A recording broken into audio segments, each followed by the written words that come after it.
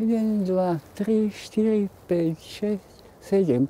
Tam ako je ten balkón s takou čečinou, tak nad tým. To bol náš byt.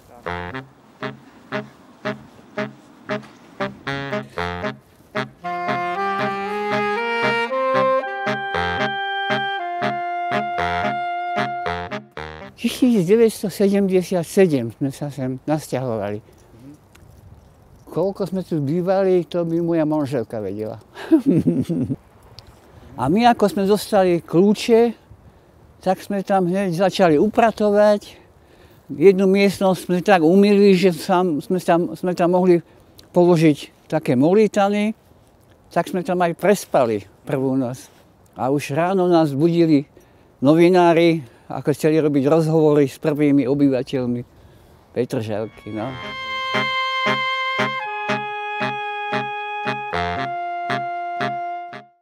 Ja som prvý obyvateľ tohto domu.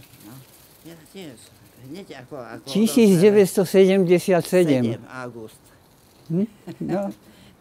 Nemám už ako dôvod sem chodiť veľmi, no. Keď som tu býval, tak som tú Petržalku dobre pobehal. Aj tú starú, kde ešte ľudia žijú v tých rodinných domoch.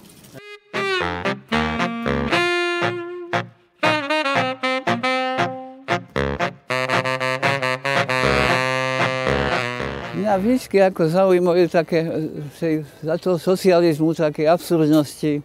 Keď bol takýto obchodník a že modný salón, nie, tak to mi až tak udrelo do očí. No. Zelenina a ovocie a tam vo výklade boli umelé tie jablčka, alebo že tovar z dovozu. To bolo niečo úžasné, že z dovozu. Mám tam však niekoľko takých situácií, keď tí mladí pofajčievali tam.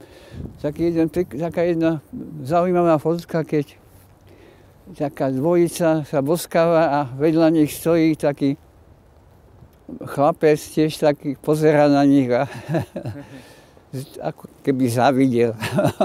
Pri našom dome jeden rok mali strávy bunker a druhý mali zo snehu, taký vymodelovaný. Na tom istom mieste tie dva bunky také. Jeden bol z trávy a druhý bol zo snehu.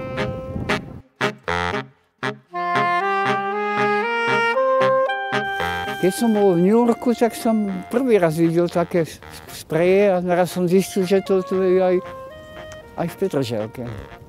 Že nie len v tej Amerike.